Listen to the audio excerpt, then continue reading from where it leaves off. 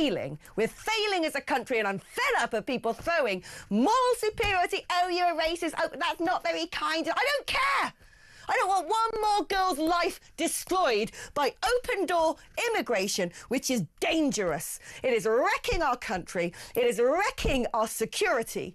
This is the point at which the usual excuses stop. Holding up. Watch closely as Labour councillor Sebastian Selleck attempts to deflect questions around migrant crime by reaching for the familiar "not all men" argument, a line often used to dilute accountability rather than confront this issue at hand. But Alex Phillips is having none of it. Her response cuts through the rhetoric with a blunt challenge that exposes the weakness of the deflection and forces the conversation back to reality. What follows is the moment that lands with uncomfortable clarity, and it's something every politician operating in Westminster should take seriously. If you want to see more analysis like this, make sure to like and subscribe, and turn on notifications so you don't miss future coverage. Let's watch the exchange together. Afterwards, I'll break down exactly why this moment matters and what it tells us about the state of political debate in Britain today. When you look at some of the reports coming out, especially the sex attacks on young girls, this isn't a trumped-up, overblown, oh, we're just handpicking the odd case that an asylum seeker or migrant has committed this crime.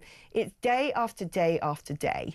And, I mean, look, for instance, this month, the rape in Leamington Spa, I'm not sure I even know about this one, had a reporting restriction placed on the case because the defence lawyer said the video the victim took of the attack was so harrowing, it risked disorder if the public saw it. In addition, Sultani Bakatash, also an Afghan national charged with the rape of 2 teenage girls in Bolton, Dawajan Ahmadzai, another Afghan national found guilty of 2 counts of sexual assault of a child. These are women and girls! These are little children! Having their lives destroyed! Someone's got to take responsibility. There's surely somebody's head has to roll. Yeah, it's complex, isn't it? And look, I think I agree with you on the top line. It's blimmin' easy. It's easy, Sebastian. You don't let men in from misogynistic medieval cultures where they stone women to death. You just say no. No, you got nothing to do with us. You're not coming in. So what would you do then? You'd have certain countries you just wouldn't accept asylum homes. Exactly. And which ones? Well, Afghanistan for one. Sorry, no, you pose too much of a risk to women and children. We've already brought in everyone that, you know, seems to say they've got some sort of connection to the British military. I'm sorry, now we've looked at what's happening to our own, and you protect women and girls first. No to you, no to Eritrea. You can get those statistics of the people who are committing the worst possible crimes and just say no. Hungary's said no. Poland has said no. America's saying no. We get to say no. We're not the YMC blimmin' A of everybody in some far-flung, brutal, brutish, grim country who suddenly decides they want to live here. No. It's easy. Well, let's start with where we agree, I think, which is that living under the Taliban is really, really horrible. And there will be many people who don't agree with the Taliban. And often, I don't know if you've noticed this, I certainly have, many people who leave these regimes and who you meet in real life, they leave because they hate what is happening in their own country. So they're completely at odds with the attitude of the Taliban towards women. And therefore, I think it would be really problematic to essentially tar everyone with the same brush, to say, I'm sorry, we've looked at the statistics and many of your people... Sometimes life ain't fair.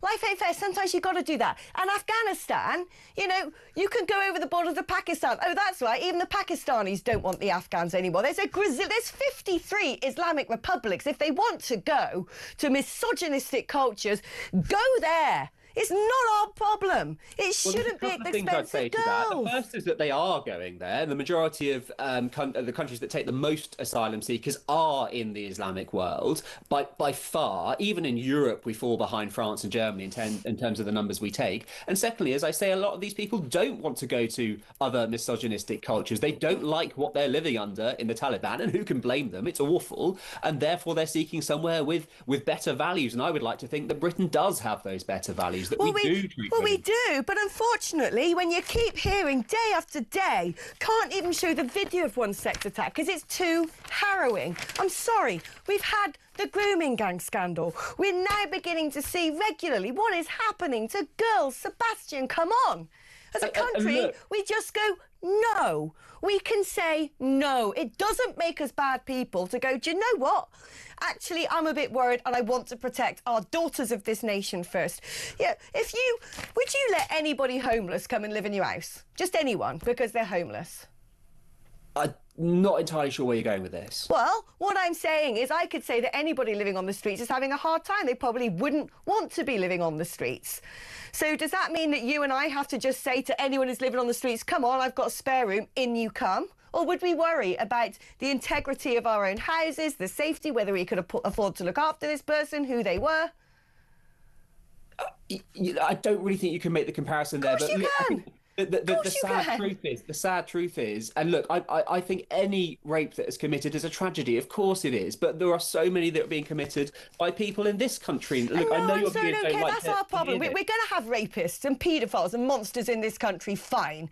It doesn't mean we have to import a load of them from countries who statistically have a, proclivity towards that behaviour. And statistically, it is borne out with empirical data. Why are we prioritising them instead of the safety of girls, Sebastian? Come on! Hang on, Alex, because you just told me that you don't think it's realistic to punish civil servants retrospectively when they allow people in and then they go on to commit a rape. And that's exactly what we're facing here. None of us know who a future rapist is. It could be an Afghan, it could be a Brit, it could be a Frenchman, it could be a German. Anybody could be a future rapist, and we can't guess who they are. Sebastian, I think we can make some educated assumptions, and there's nothing wrong about doing that. Someone of doing something that they haven't done yet. That's just a basic fact of the law and of time, frankly. Look, I don't want these people here at all. Not one. But the reality is that most of them aren't rapists. It really upsets me. I don't care anymore. Being so rude towards Afghans and towards other people who, most of them are just normal people like you and me. Some of them are nice, some of them are annoying, some of them are selfish, some of them are this and that. They're just normal people, and that we are tarring them all as rapists, I think is really, really unfair. I'm not tarring them all as rapists. I'm saying statistically, it is borne out in fact. It is borne out, in fact, that men from that country are more likely to commit a sexual crime than men from other nations. And our first priority as a country is the safety of our children. We're not a civilised nation if we don't go along with that. If instead we prioritise Lord knows who from Lord knows where. It's a madness. What stats are you relying on when you're making that? I made a whole documentary on this. You could go watch it on YouTube. Give me the recap now, very quickly. Oh, do you want me to actually Google it? Because I really don't have time to go and replay a whole documentary. But feel free to go and watch it. I don't have it at the top of my head. I'm not a blimmin' robot, but you can go and watch it straight after this if you like. It was made with the New Culture Forum. It's called Europe's Rape Crisis. And every single statistic in that has been researched. It's come from the crime statistics of all the countries that publish crime statistics by nationality. It involves the incarceration statistics in this country, which is the only statistics we currently have. But you can just look, actually, by opening a newspaper every single day at what is going on. Or do you know what, Sebastian? How about one day you and I play a game of let's walk around London together. I will wear a dress, have my blonde hair out and some high heels. You can walk about 10 paces behind me. We'll go to certain neighbourhoods and you can see what people like me have to go through. Or perhaps you want to go and claim all these men are normal to the mothers of the girls whose lives have been destroyed. I don't doubt that at all, but I think I know you will, as my female friends and those in my life tell me, you get that from white men as well. Oh, I just don't not think in you the can same use that way. as an argument to say all brown men or all Afghans or something. Oh, you don't. You don't, Sebastian. What are you trying to say? What are you trying to say? What I'm trying to say is there are certain cultures that persist, that think that women who perhaps are not from their culture, who aren't covered up with a hijab, are fair game, who don't have the same cultural mores as we do because they've not been brought up here, who've sat on their phone, looked at pornography, see a girl with blonde hair and think she's easy meat. That is reality. And until we can listen to women, until we can protect women and children, we're failing. We're failing as a country, and I'm fed up of people throwing moral superiority. Oh, you're a racist. Oh, that's not very kind. I don't care. I don't want one more girl's life destroyed by open-door immigration, which is dangerous. It is wrecking our country. It is wrecking our security. We don't know who are terrorists. We don't know who've committed offences. We don't know who's on the run for that reason. I don't care. It is reckless. It's like getting behind the wheel of a car high on drugs. Oh, some people might be able to drink 10 pints and drive perfectly safely. Other people can't. That's why you're not allowed to drink and drive. So no more of this nonsense where women are being made to feel like there's something wrong with them because men aren't listening when we're saying this can't continue. It's not okay. I don't care if you call me racist. I want to protect our daughters.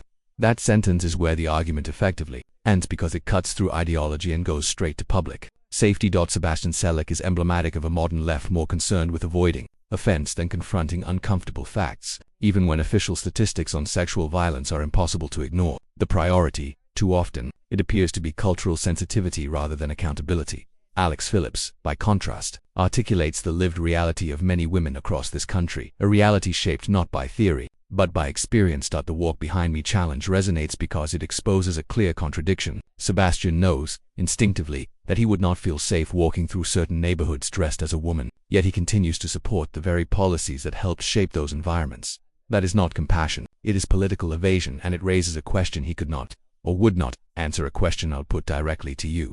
Do you feel safer in your town today than you did 10 years ago? Let me know your answer.